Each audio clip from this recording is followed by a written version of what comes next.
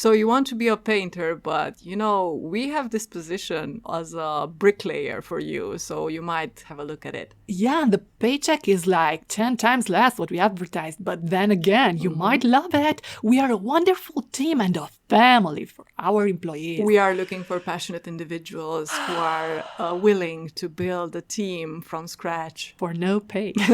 Slavery! How are you, girl?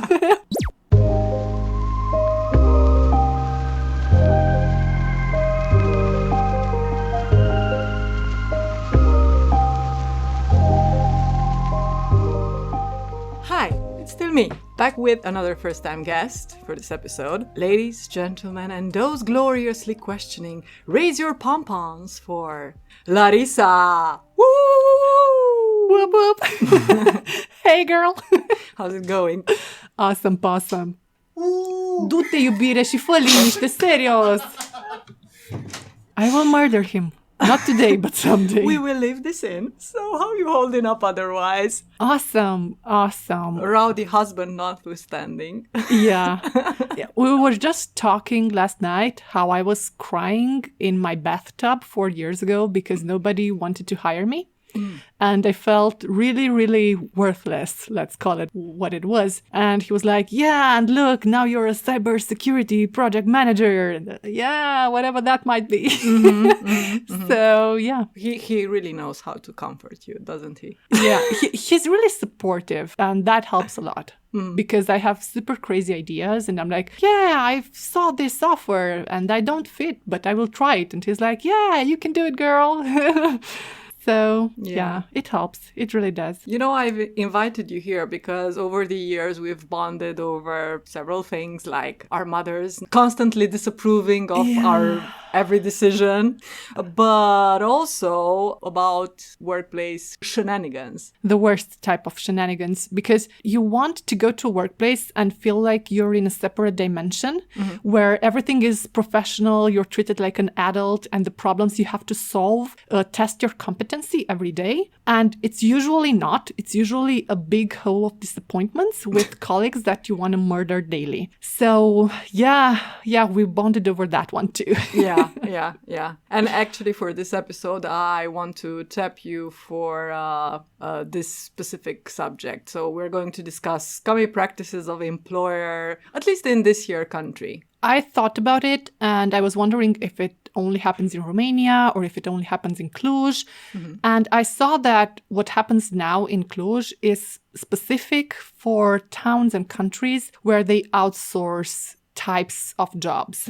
So if you're in a place where creation is happening, you might not feel this. But if you're in Cluj-Bai, which is the Mumbai of Romania, you might have really felt this, especially now when the hiring managers are extremely young. I've saw a lot of ads for hiring managers and they are like 23, 24 or like 30s, but with zero experience in working with other people and with managing expectations. It's been really difficult, really difficult. Also, solidarity with our colleagues in Mumbai. Yeah, I really feel them. I'm really sorry for what's happening to them too. It's not a race thing, it's just... Yeah, no, it's just pain, common pain. It's a matter of like a series of unfortunate circumstances that keep happening in different parts of the world and that make the workplaces that people end up inhabiting not the best ones. Okay, so what recommends me to talk about this subject? Yes. Because we've all tried to get hired and that's not enough to talk about it. I've hired and married lots of my friends. I've hired 5 people this year. And by I've helped them found jobs that really match their personalities and their competency. Also their salary expectations. Because you might have an awesome job, but if you can't pay the bills, it's not that awesome anymore, is it? Yeah, sure. And I've done this for the last 10 years. And what I've noticed, I usually work in the IT field. I don't really know how accountants or HR managers get hired. I've never done it and I've never tried it. By magic. Yeah. But I've done this for IT people and I've taken them from 500-600 euros per month to maybe 5,000 euros per month, which I think it's awesome to have somebody guide you through that. I'm a lawyer-ish type of person. I have legal studies, but I've never practiced. I've only helped my friends with legal stuff, friends and family. That's the best way to channel that kind of skill set. It takes a special type of person to be able to argue for somebody who is not worth arguing for. Like, just take them to jail and throw the key away. Yeah. So yeah, that's how we start.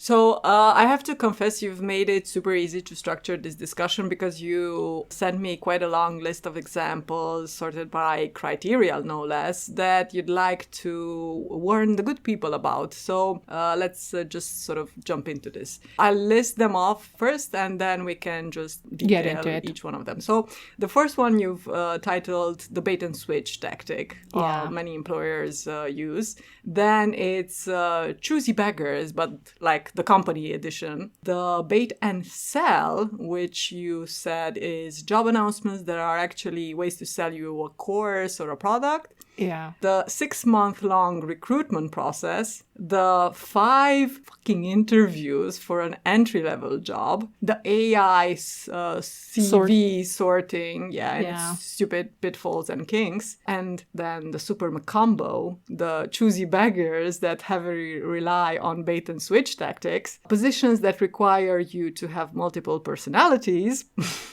red flags while applying for a new job, and things that are not exactly legal, but there isn't a law that forbids them. And of course, the last thing that we shall have fun with are your experiences with stupid questions during interviews. Let's start off, I guess, with the first one, with the bait and switch. What is it more exactly, and how can people experience it? Guys, just think about this. If they treat you like this during the interview, where you have no connection with them, you don't pay the bills with their help, just think what happens when they hire you. So please take notes, be careful. This might happen to you.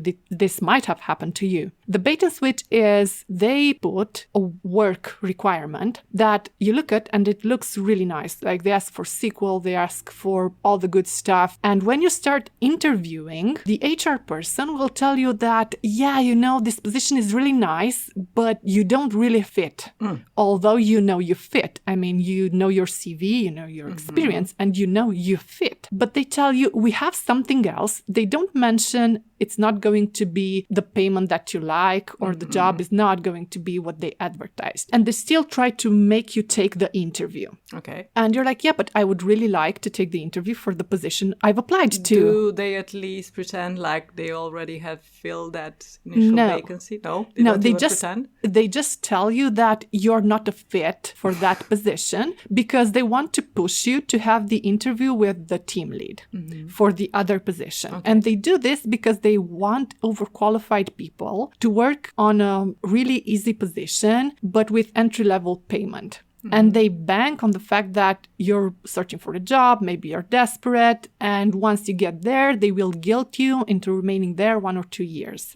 Because they don't really offer training, they don't really offer any help, and once you start, you see that there are no procedures, there is no knowledge base, and you have to do everything freestyle. This happened a lot this session. It didn't really happen to me when I've applied to jobs, but it happened a lot to usually males aged 25 to 28. They try to guilt trip them into accepting a job that's not what they aspire to. They try to sweet talk you into taking a position that's not good. Also, please be careful if the picture of the human resource person on LinkedIn is like a supermodel type, like really, really cute. She's really beautiful with luscious hair.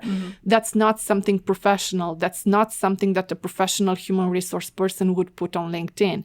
So it's a trap, guys. Yeah. And if you see that they are sacrificing forehead for cleavage, that's a trap. It is a practice. Yeah, Okay. It is a practice that they do to attract males that don't really have confidence in themselves. So they bank on putting some boobs and telling you, yeah, this is the only job we have, while smiling, you will never see that girl again. So don't worry. You stand no chance. Don't do it. So yeah. So they're banking on the savior complex that perhaps younger men might have. Yeah. Okay, interesting. I never knew about this aspect. It doesn't really happen to females that apply. So, for example, if I have a position that I like, I usually ask 2 of the candidates I work with, like, please apply to this, please apply to this, and I compare the results. They won't even call the female, although she would be really qualified. She has a similar CV, so similar experience, so she would be qualified. They will not call her. Do you think that this is like bias that they are conscious of, or like you said, because they are thinking that the female might know the tactic, and another female looking luscious will not work. This is my take on it. It might not be completely accurate, but this is how I saw the process going. And the bait and switch might be, yeah, we have a business analyst position that's really interesting, and you will work with the developers and you will work with the design people. And when you get there, yeah, but we also have a data entry position that you might love. And you're like, I might not, because I know myself and I fucking hate it. So, yeah. So you want to be a painter, but, we have this position as a bricklayer for you, so you might have a look at it. Yeah, the paycheck is like 10 times less what we advertised, but then again, you might love it. We are a wonderful team and a family for our employees. We are looking for passionate individuals who are willing to build a team from scratch. For no pay. Slavery, how are you, girl? So, yeah. Okay, so the next one is called Choosy Beggars, the company edition. What does this one look like? When you see a job description that you scroll and it never ends, and you scroll again, you're like, oh my God, does this website ever end? Like, it might be a choosy beggar. So basically, it's almost like they're looking for a life partner instead of an actual employee. I don't think I have such a list for a life partner. So, yeah. They are looking for somebody to fulfill like 3 to 5 roles all at the same time and not complain. For entry-level pay, I'm assuming. For entry-level pay. And they would like them to be happy about it and also like to be belittled from time to time from the manager or from the owner of the business. So a highly competent and polymath masochist, basically. Exactly. And they are also, when you see companies complain on LinkedIn, like, we can't hire people, nobody wants to work. Nobody wants to work anymore. Yeah. Millennials don't want to work. Yeah, it's usually a choosy beggar, because if they would have that job description, but they want you to be an entrepreneur, but work for a paycheck. That doesn't work like that, because if you're an entrepreneur, you want a part of the pie, and you would also like your input to be appreciated. They usually don't appreciate input. They like you to just dream what they are thinking about and execute it flawlessly in a way that they couldn't themselves actually execute. So basically their idea of democracy in the workplace is you basically voicing their own thoughts that they don't even actually manifest in their heads. Yeah. Okay. Yeah. It makes perfect sense. And these are the jobs from hell.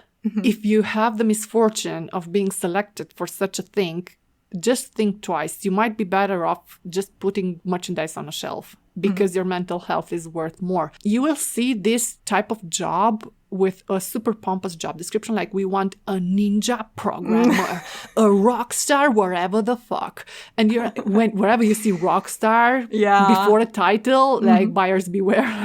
Just don't, like, okay, I'm fine, let it go. Whenever you see a ninja something, Oh God. Just don't. Like, just don't.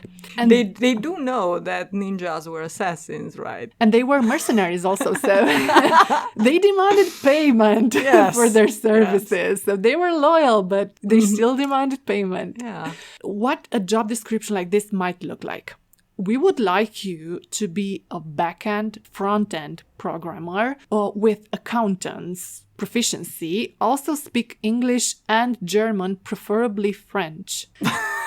You will work during weekends and be loyal. And also don't forget that we do not pay extra hours worked. And if you don't work those extra hours, you will be in a meeting with the owner where the owner will tell you while looking in your eyes from his Tenerife vacation that you suck. What's this thing with the extra hours that don't get paid? Because this is not exactly legal. This is a trend. They tell you that you have to be loyal whenever you read job description. It sounds very toxic. Yeah, and they demand loyalty. Like, I'm really sorry, but you're not my mom. Or the mob. Yeah, they understand through loyalty that if they took a really big project that they've underestimated the work that requires, and they've underestimated the payment that the client should have been invoiced for, you need to be there to correct the mistake on your time and on your dime, even though it was not your mistake from the beginning. And there's a lot of people who do this, especially super beginners. And whenever you see serial entrepreneur, buyers beware. Whenever you see we go above and beyond, buyers beware. Oh, God. So there are a lot of words, of buzzwords that when are used, you should know that this will be a lot of work for so little pay. Also, when you manage to successfully save a project like this, and you imagine that this was the last project like this, and then they will learn and they will estimate better. It's not. It is the company policy to work like this and to extract as much as possible from the workers. They are getting it all wrong. I mean, you should extract as much as possible from the customer. Yeah. They should pay for what they get, right? Like when you buy a bread, you're expected to pay for the water, for the wheat, for the salt, for the work, for the gas, for the transportation. So they try to put, for example, the work on the worker, the wheat on the people who plow the fields, and so on. Yeah, I know that in a previous episode about the IT industry, we've talked about how in many cases the sort of CEOs or managers of these companies are like the sons or daughters of very rich people, and they're just given a company to sort of play around with, and they don't have the competency, as you said, because you should be able to extract the most from your clients and have them pay the full cost of what you're delivering instead of, putting the burden on your workers. But the thing is that obviously they just say, yes, we can do it. We want the commission, we want the money. And then the workers end up with the unmanageable workload or with the fucked up schedule as well. I will tell you what I know from Cluj. A lot of big companies, multinational companies that you wouldn't expect this to happen there are actually filled with nepotism. And usually the... Shocker for Romania, especially. Usually the top 10% of the managers are married or brothers or something. So the wife, the friend, the wife's friend, the whatever, the lover, the mistress, and so on. And for example, I've had the misfortune to work under the mistress of somebody who was the project manager. Dicey. She knew nothing about project management, and she was just, today we will do this, and we need it done today. And I wouldn't do it because I knew that tomorrow she'll say, you don't need to work on that one anymore because we have another urgency. And I was just saying, yes, we're going to do it. Because after the first week, I understood that she knew nothing. I knew the project really well. I knew the technical part. And I knew that what she was saying was not correct. So I let her spin her wheels for 6 months until she was replaced by somebody who was competent. And my colleagues were all burnt out. I did absolutely nothing during that project. I just sit on my ass and relax because I know that anything that I do doesn't matter. These are these sort of fake emergencies. Yeah, it's all fake. So the deadlines are fake. The project is fake. Everything is fake and doesn't matter. So you have to really put that to heart. Don't take it like gospel. When I see people, but it's a deadline. Is it though? Is it though? Who said that? Yeah. And the client demanded. And you look at the emails because sometimes you have access to the emails with the client and you're like, no, they didn't.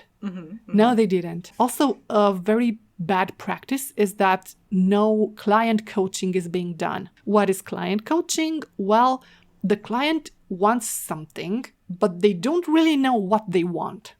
So you have to sit with them a lot in the beginning to crystallize the project, because they will come with buzzwords like, I want some crypto cloud development. And you're like, that's not how it works. Yeah. Yay. And you have to give them the crypto cloud development of what reality looks like, make them extremely happy about the result, because they are actually looking for something completely different from what they came to you for. And then your team will be happy, the client will be happy, and everybody is happy, but you have to be competent. So you actually have to know what you're doing, which is rare. So I'm really curious about the third thing that you mentioned, the thing where companies sort of put on an announcement for a job, but actually when they contact you, it turns out that they want to sell you something. Do tell me about this one. Yeah, the bait and sell. Well, the bait and sell comes in two shapes. There are some MLM people. Oh, okay. Multi-level marketing at its best. And there's also some people who sell knowledge, citing Ty Lopez. Do you know what I have? Knowledge. Knowledge? So, some courses. Does knowledge pay the rent? Not really, though. Last time I checked, no. They don't accept payments in knowledge. Yeah. It's the new crypto shit. Yeah. Knowledge. No, it's the new NFT. Like, Yeah. and the knowledge thing is beyond anything you could have ever imagined. Does this have a religious component as well, or is it just sort of Not necessarily. motivational speaker sort of stuff? Not necessarily. It's not even motivational. They try to hunt for people that are desperate. For example, in IT, it's notorious that you don't actually need to go to college or have any courses if you have the experience, and you can get the experience for free, and you can learn everything and anything you ever need for free in a wonderful manner. But they try to tell you that if you have this course or if you would have that course, you would be more employable. And you're like, yeah, but how about a job now? Because the announcement they had was for a job. And they're like, yeah, but you do this course that you pay, and then the course will help you get a job. But do they actually have a company, a working company that delivers any sort of services or products? No. No. So it's just basically a way to sell a course. Exactly. Okay. And how does it actually happen? Like they call you and you believe it's for the application, and they just start cold selling you stuff? Yeah. And it's not even cold selling, because I have a lot of experience with selling, and this is why I'm annoyed. This is not cold selling, because cold selling would mean that they've never had contact with you, but they actually had, because they're asking you for a favor first. So you have to put your CV, they're asking you to invest emotionally in them. So this, to me, is extremely sleazy. As we've talked over the years about all these things that now we've assembled in an interview format, I think there's a lot of toxicity, but I mean as in toxic behavior, outright toxic behavior that is formalized into these recruiting procedures. And because, as you said, they make you invest emotionally in something. They target people who might be vulnerable either because they are young, or because they are inexperienced, or because they might be, in a difficult financial situation. So yeah, it's really creepy stuff. And the problem with this is that after you have contact with them, this is a really good sales tactics, for example. After you have contact with somebody and you volunteer work, effort, time, you are so much more vulnerable to a message like, you're not enough. Because this is what they are telling you. You are not enough as you are, you need X. And that's a lie. And that's a lie. And another parenthesis regarding the toxicity. I've seen how it propagates live. In order to be a manager, you have to have some psychopathic traits, because you have to walk on some of your colleagues, you have to do what you have to do in order to be the manager, because there are only so many managerial positions. Yeah. And usually a small startup, because it's made of people who are young, believes that we need a corporate manager to help us grow. And they go and extract a toxic piece of shit manager from the corporate world and implant it into their startup. And the toxicity starts all over again. And I've seen this firsthand working in a startup that did exactly this. And they didn't even need to do that. I mean, they were doing really awesome and they didn't need to bring that person in, but they did. And all over again, you know, it's like deja vu. You just see it happening before your eyes. From the point of view of like the top dogs in each company, I guess it makes sense because you want someone who is enamored enough with the amount of power you're giving them over their colleagues in order for them to then not think back on the time that they were a plain worker, so to speak, and just really, you know, put the whip on everyone else's back.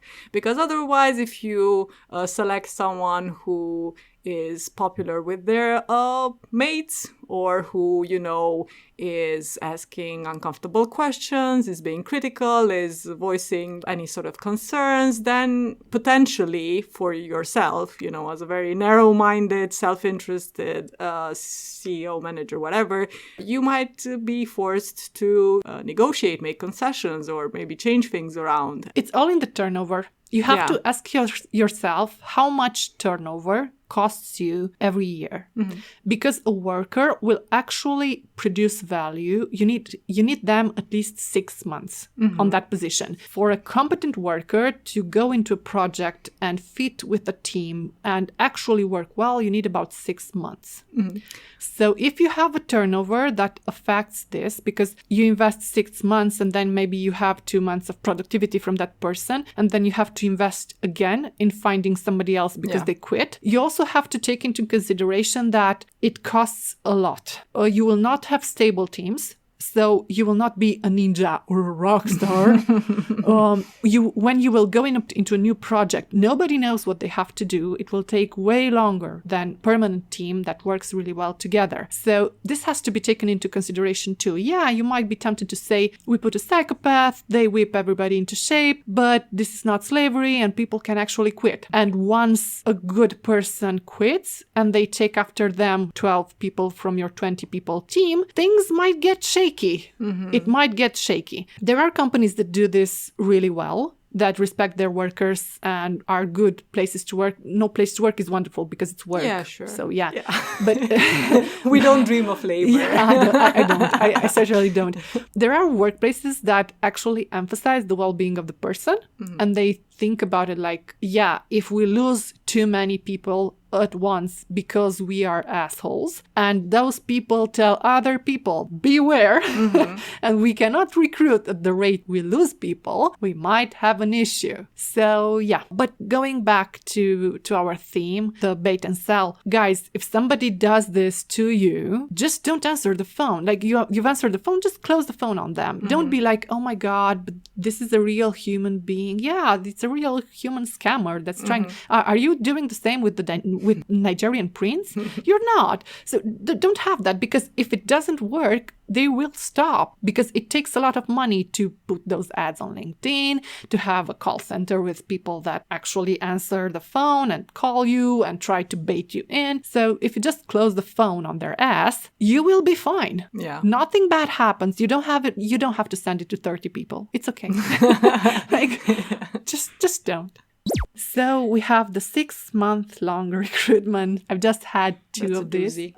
This is so painful because the 6-month period recruitment is a long con. 3 more months and you can bring it to term. If you're smart, you can actually launch a business and see your first money in 6 months. But they con you again and again and again to keep you waiting. And this is also a very good move on their part. I mean, not on your part, obviously. Yeah. Because they make you invest a lot of yourself into the process because you've waited for so long. The sunken cost thing, right? Exactly. Because you feel like I've gone to so many tests and interviews for these guys, and they've hyped up the whole shebang for a while, and now I have to pursue it till the bitter end. And it also might be a long series of bait and switch.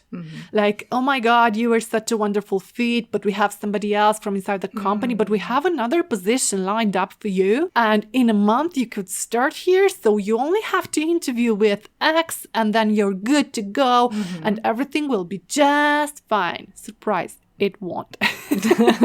So yeah, this happened with 2 multinationals for the same person that I'm helping with. I know the work environment from there and I know everything from there. It's really toxic. We've only tried to get hired there for the interview experience because they've never had lots of interviews, and you have to be relaxed in order to perform well in an interview and actually take a job that is above what you're doing now. So I told him, okay, we're going to put our CV here. They will call, but be prepared because they are assholes. And they were. They did not disappoint. But we had like 7 interviews with one company and about 12 with the other. Okay. So he learned a lot about being relaxed, smiling. He had a problem where he was throwing his eyes, rolling his eyes. Rolling his eyes whenever a question was like stupid. And now he learned to smile and wave. Smile and wave, boys. Kowalski status report. So yeah, it's been a blessing on this front, but I can't imagine actually trying to get hired with them and they behaving like that towards you. I would be appalled. Even if an offer comes, I would never sign with them. I mean, it took you 6 months. I think at least with age, I guess, as you gain a bit more experience as a employee, so to speak, as a worker, you realize that, well, the hunches or the feelings, that feeling you get when you are mistreated, that's a sign that you should really consider when you think about accepting an offer or not, irrespective even maybe of the salary. That might be okay, because at the end of the day, if you find yourself in a situation where you're dealing with people who disregard you as a human being, you're going to suffer and it's going to not be worth it. Usually the salary with these shitty companies is really low. So the compensation will never be a factor. Yeah. But the thing is, this is a mentality that happens a lot in Romania. The parents really force you into, oh my God, you received an offer. How could you leave a job after 6 months or 3 weeks or 2 hours? Like, guys, if you went in and it sucks, it's okay. Also, I guess it's a generational thing because they were used to working at the same place. Working in the same place, and they didn't have to worry to find a job because before the revolution, they just were allocated jobs based on their academic achievements, or if they didn't go to university on their high school scores or things like that. So, and as you said, they would work for years and years and years and maybe until retirement at the same factory or shop or things like that. So it's very strange for some of them to even imagine you quitting a job because, oh, you're a snowflake, you feel like you don't like it. Why? You have to grind your teeth and get through it. Yeah, but somewhere in the back of your mind, that voice will always somehow make its presence. I mean, I know somebody who lasted for 6 months at the company until they had a full-blown skin condition on their face because the stress was horrible. And the parents were like, okay, I give up. You should quit. And I was like, I would have gone there. I've actually quit the job after 3 weeks. And I'm happy I did it because people there presented the job in the interviews as something else than it actually was. I knew that I don't want to be there for a year and a half and hate every day of that year and a half. So I went and got another job that I loved. And that works wonderful for me and wonderful for the people that I work with. And everybody's happy. So it's okay. Think about it like dating. Like, if you hate the person, would you be like, yeah, but I have to last for 2 years because the next person will think I'm a scumbag? No, they won't. They will think you're a scumbag if you go there for 2 years and then are super stressed and behave like an asshole because you're so stressed out.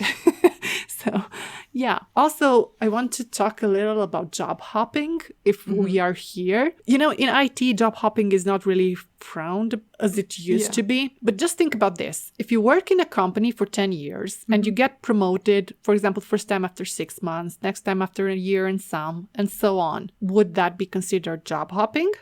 No, it would be considered opportunity. Yeah. But if you do the same in different companies because the companies you're working in do not offer that types of opportunities, you're a job hopper. Like, sorry guys, I have the same experiences as the other person, but they had the luck to be in a company that grew really fast. That singles you out as a demanding person. Yeah, demanding, come on. So don't be ashamed if you job hopped a little. You don't have to put all the experience that you've ever worked on your CV. For example, if you're now an IT person, a technical support or wherever, and you've worked in Polus selling something during high school, you don't have to put that on your CV. Yeah. If you work for 3 weeks somewhere and you've hated your guts there and just don't want to mention that, it's okay. Yeah, nobody It's likes okay. an overly long CV because And nobody a has stupid patience for it. CV. Like I saw CVs where people were trying to boost something that was like 1 month, a 1 month experience in sales, and it was like, so what did you do in 1 month? Because for me to create a funnel and actually see results in sales takes 6 months, and I actually know what I'm doing. So what did you do in 1 month? Meet the people, drink their coffee. So it's just useless. So when you're creating your CV, try to look at your CV from this perspective too. Like if I would receive this CV, would I want to know that this person worked for 6 weeks selling cakes? Yeah. Not really. So yeah, this is the long con. Yeah. The very long con. And a lot of people are doing it. So I don't know if it's a trend of they are just not prepared to hire yet. Because I've also had this long con played, and the hiring manager said something like, yeah, but now we are revamping the entire company, and it's not a company, it's a multinational giant that has 20,000 workers, and we don't really know if these positions will exist. I don't really know if I'm ready to commit to another Exactly. relationship. Exactly.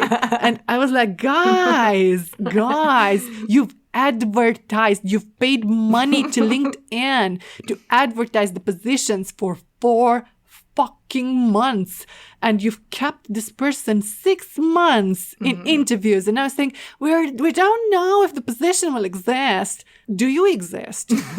Is this a con? Does the company actually exist? I want to see some papers. Like I said, it's toxic behavior formalized and made into, a recruitment process. Okay, and now we will slide into the 5 interviews for an entry-level job.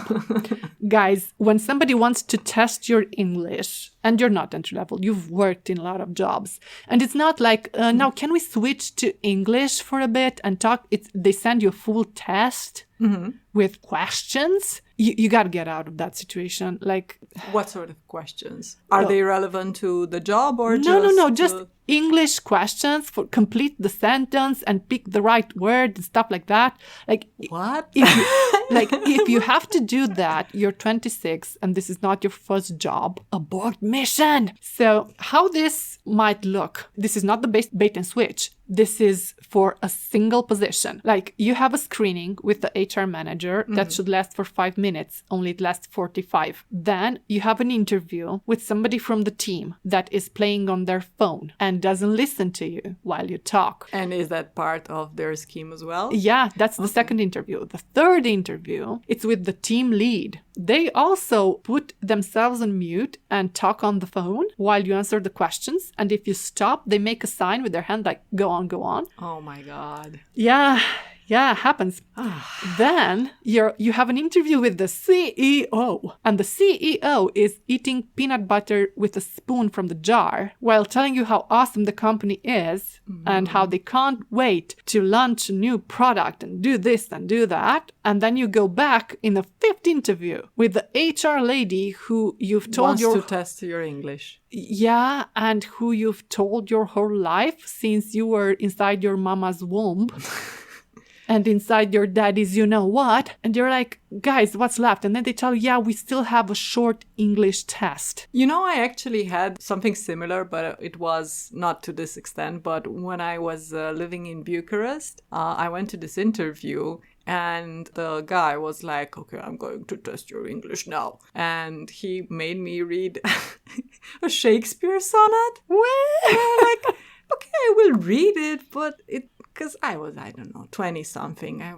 I did it, but I was kind of confused because it had nothing to do with the job. And I thought that it would have been a much better way to actually test my English by having a conversation. But maybe his Obviously. English wasn't that good. I don't know what the fuck was going on there. So, Well, you might find hiring managers that are supposed to test your English or your German, but they don't actually speak English or German. And they ask you a question. You can see their pupils dilating because they don't understand what you're saying. I've had this for German.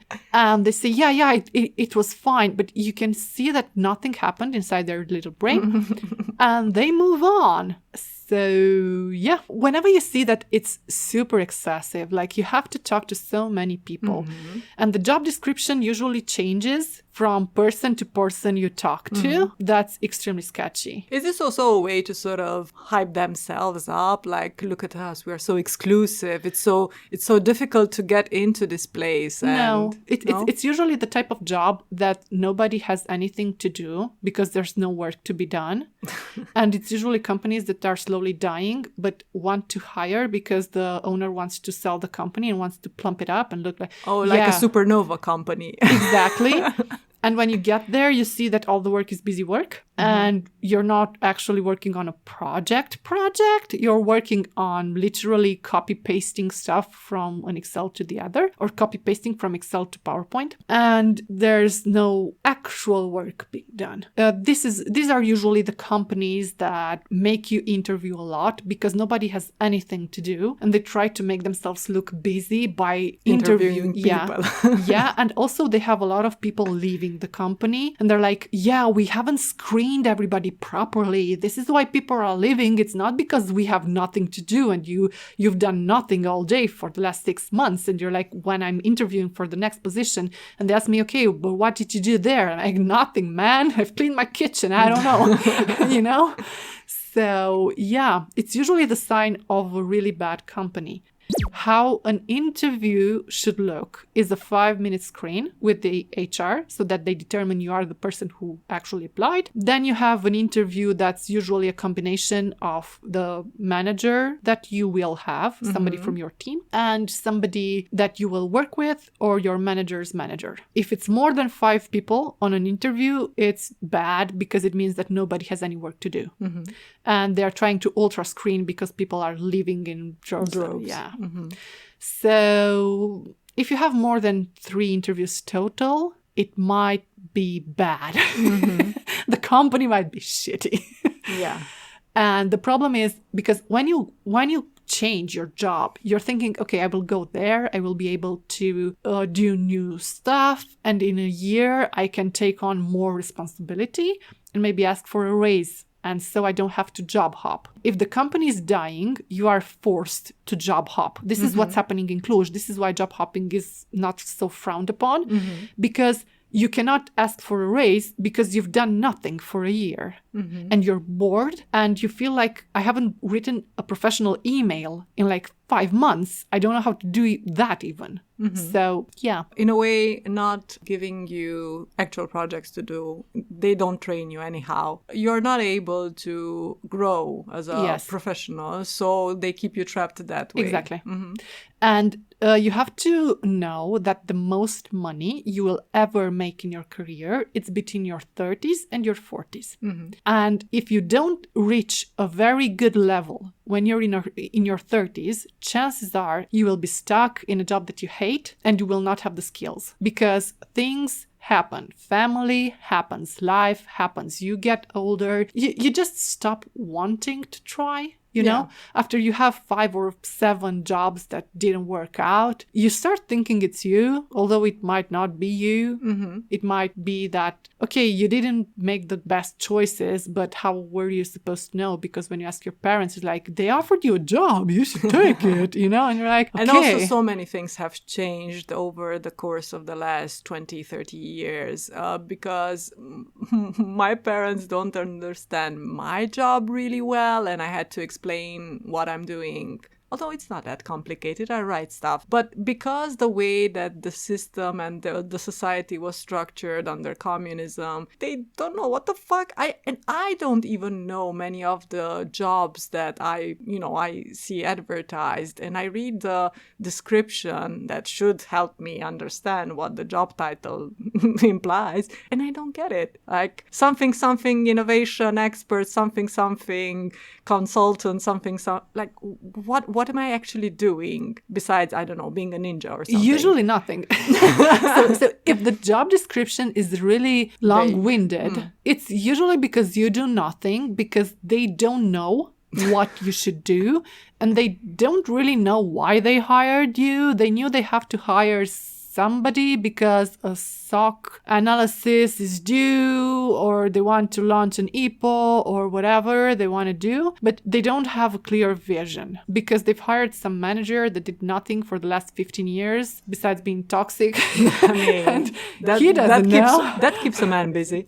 So yeah, and this is how things go wrong. But usually what I do, how I look for jobs that usually work out well for me, is I don't put keywords in. I just read every job that's there. For example, I put Cluj-Napoca and last 24 hours. I do this every day. I've done this every day for the last 4 years. And this is how I help my clients also. Because if I don't read every job and every job description, also I know the companies. For example, I know just jump over some of them because they will never call back, or even if you have an interview, they will never hire somebody. Well, they have that position open for the last 2 years, which is really sketchy because in Cluj you couldn't find a DevOps in 2 years. Fuck off. So I know what to look for, but I also look daily and I look at every job description because the title might be misleading. And I do this incognito because they will track you and they will only show you some jobs, not all the jobs. For example, the difference between using my browser without incognito and using it with incognito is a 700 jobs difference. Wow. Only for Cluj. That's quite something. And guys, don't worry, because about 1,000 new jobs are posted every day for Cluj-Napoca, but beware because the job might be posted by the company, a company they hired to post the job, and might be some leftover job posting from who knows when. So if you apply 5 times to the same job, it's fine. It's not excessive. Like, be the creepy ex-girlfriend. Like, just do it, This was the secret for the longest time. And yeah, it takes a lot of time and it's boring, but it's what I do for the people I help. So it might work for you. It worked for a lot of people. Okay, so you told me about these programs that companies use to sort through CVs and how hackable they are. Well, it's easily hackable because you can just create your CV, take the text from their job posting, and just paste it in your CV in white. In white? Yeah. Oh, so have it invisible? Yeah. Okay. And with a super small font, and just send the CV and it will get selected, but it's stupid. Yeah, so I know a company who does this so much, and now they're at the level where they ask people on LinkedIn to talk directly to their future team lead because nobody applies to their jobs. Everybody applied to a job sometimes in the last 10 years because they have a long presence in Cluj, and nobody got called. And you start to think that they're trying to collect data or wherever, and they're not actually hiring, so you don't apply to them anymore. And they kind of get desperate because nobody wants to work there, but it's not that nobody wants to work there. They have filters that disregard the CVs. And the sad part is that they do HR and benefits software. So I'm like... bad at their own game. Yeah, and I'm like, man, this is so sad. Like, if somebody purchases this software, they will replicate the issues that you have. And it's awful. The HR people there are super nice. I went to an interview there because they know how to hack stuff. And it was wonderful. The HR people were actually smart and compassionate and knew what they were doing, but nobody's applying. I'm guessing someone in the company, probably someone higher up, was convinced by a friend to buy this software and probably, I know the owner and the founder, and the story is really interesting, but it doesn't fit with our theme. If you want, I can come and tell you horror stories about multinational companies and how they are an inbred mess. But this is next episode, folks. Next episode, inbred mess with Larisa and So it's just like the Kardashians, only corporate. So this is the problem with AI. You can hack it like this. I do recommend you to hack it. So if you've applied like 3 times to a company, you know you're a fit. Like you look at your CV and you look at the posting, you're like, oh my God, it's the same. And you see that nobody's calling you. You just take the text. This has a bit of a rom-com dynamic to it. Like, like the boy and the girl, they meet and they hate each other, but everyone else knows that they are the right fit for them. But the AI is standing between them. Oh, the devil. So the workplace might be okay, but you might not be getting through that pesky AI. So just do it and have no remorse.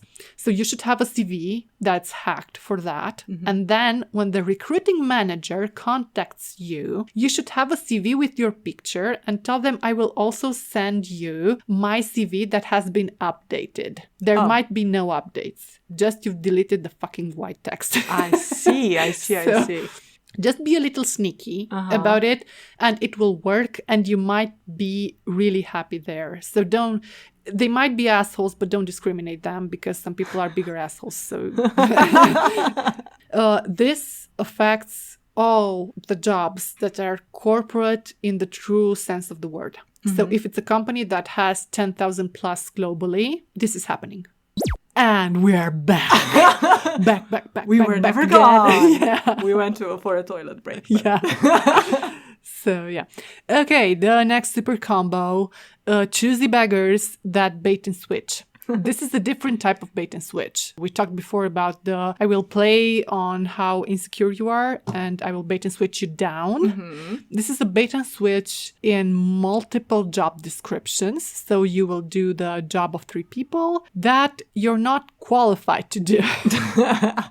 And it's usually you put your CV. There's nobody super attractive or whatever. They just call you, hey, the opportunity is actually much awesome that we've talked about. And you will also have the opportunity to do this, that, and the other. They talk about it as it is an opportunity to work more for the same money. And you're like, awesome. And how about the money? Well, the first 6 months, we need to see if you're a fit or whatever. Well, you called me. I'm supposed to be a fit, right? Yeah, one would guess so, yeah. And then they will tell you, yeah, but a colleague just quit.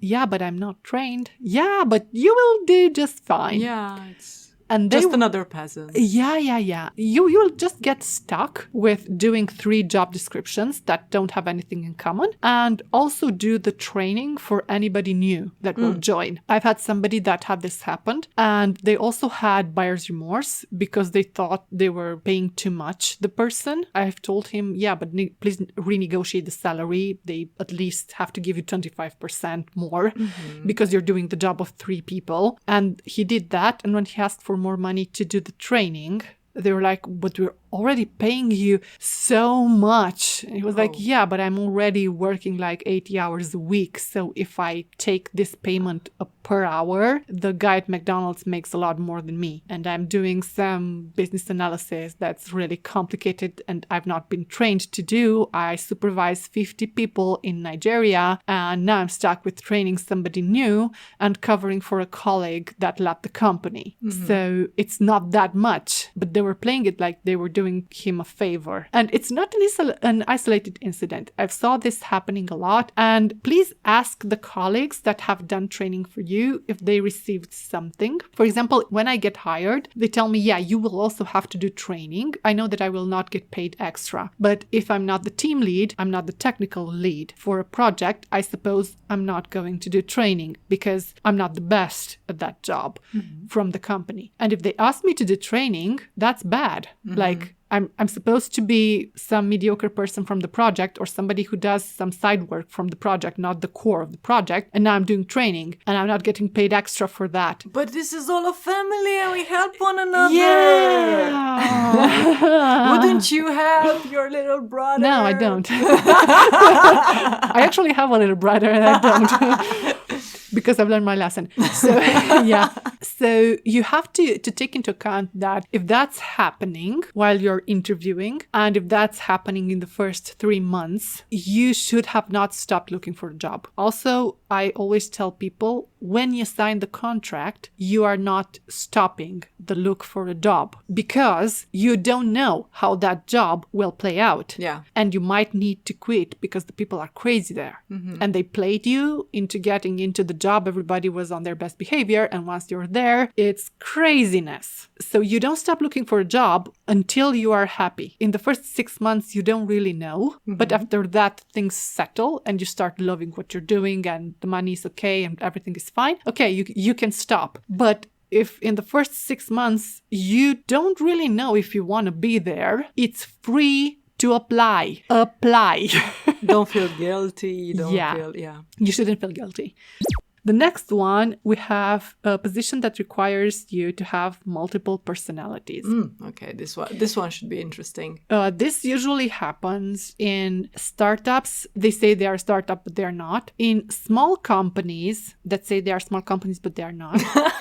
That try to trick you. So many layers of deceit. Yeah, they will tell you when you get hired that we are a small company startup and we would need you to do this, that, and the other. For example, develop software, help the business part, finding clients and selling software. And they might also tell you that you might also need to do some planning for hiring. So basically, in the previous example, you had to do the job of many other people, where here you have to do the job of several departments. Yes. Okay. And they tell you we are a small company startup. And when you hear that, you think, okay, there might be 3 to 5, maybe 10 hires. And once we start hiring, I will quit doing those jobs that I don't want to do, and I will focus on what I'm good at. But when you get there, you realize that the startup is a 12-year-old company that is small in the sense of having 250 employees, and that you're a fucking sucker.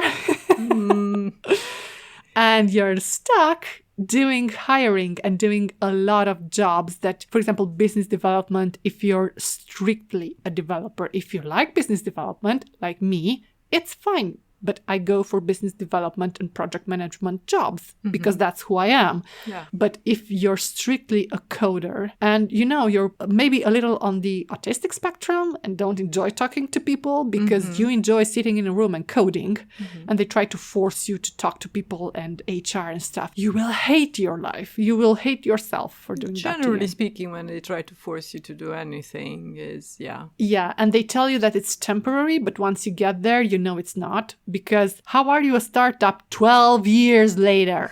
You should have aged out of it. Yeah. How are you a small company with 250 people that are working on 3 continents? Like, you're not. It's a lie. And you're preparing to be listed on the exchange and whatever. It was all a lie. Yeah. It was all a lie. And do you know how you can't tell? Because people might be, yeah, but you can research the company. Sometimes you can. Sometimes they change the name so that you can't research them. For example, if they made a name for themselves for being a bad employer or for being a big company that's playing the small card, they will change the name and split themselves into 6 companies that are a group. I've worked in such consortium. I've worked in such a group, and they were a big company that was playing the startup card. It was awful. So when you discover such things, you're not alone. We've all been there. And how can you avoid this? I truly think you can't. Because if you're inexperienced, and they don't go for 40-year-old people, they will go for young people because this is why they create the sex appeal of being a startup. And once you're there, you realize the mistake you've made. I'm really curious about this one. The not exactly legal, but there's no law against it thing. Well, there are many, many things. For example, you can advertise a job with any job description that you would like. When you sign the contract, the job description might differ, and it's always a row that says you might have other responsibilities that are not listed here. Which is a loophole for them, burdening you with fuck pretty you. much. Because they cannot change the job description in Romania without you approving the change of job description. So basically in Romania, we have the Cayenne Code, which lists the job titles, job occupations that are sort of official. Yeah. It's similar to the American NAICS code. I don't know what the British one is called, but I'm guessing all countries Everybody has one. Yeah. And I don't know if the Romanian Cayenne code is that restrictive. And It's not. No. So they probably just pick whichever fits their scope, I guess. But the Cayenne Code, this is the real trick. Because the Cayenne Code lists the name of the job, sort of a general view of what you will do. But the job description is actually the contract. I will do these activities for the amount of pay that I get. And when they put and any other thing that your manager might request you to, of course that's illegal. If you want to be a developer and you see business development there, you might ask them, guys, I want it taken out. And I don't want a line that says, and any other jobs that my manager will tell me to do. So if the janitor is missing, am I washing the toilets that day, or what does that mean? Because there were examples in Romania where in retaliation towards an employee, they made her break pieces of white paper in a room for 8 hours a day. Oh, by hand, okay. You know, because the contract said, of course it's illegal, but if you don't talk to a lawyer, you don't know that that's illegal. So she was turned into a shredder, a human shredder. She was turned into a human shredder, and she was given that to do 8 hours a day in a room by herself. She's the developer, if you're wondering. Fucking hell. And it was a retaliation because she flagged that a colleague was writing spaghetti code, and that code was fucking up the entire system. And because that developer was the brother-in-law of the manager, this happened. She talked to me, and I've sent her to a practicing lawyer that could help her, and he did. And they paid a lot of money for turning her into a shredder. But she will never get over that emotional burden. Yeah. Because she hasn't worked a day since. She can't make herself walk into the workplace. What that will do to you, nobody can pay for. I mean, she was 27 when that happened. So please read the job description, because it might offer you some perspective over how the company will treat you. That's all we got time for this episode. We're trying to keep it nice and short. Well, not exactly short, but we did go on for a while more, so if you want to hear some real-life examples of weird or shockingly bad interviews, tune in next time. Until then, we would greatly appreciate your support for this podcast, which you can demonstrate by rating, sharing, subscribing, or following us. See you next time. Bye.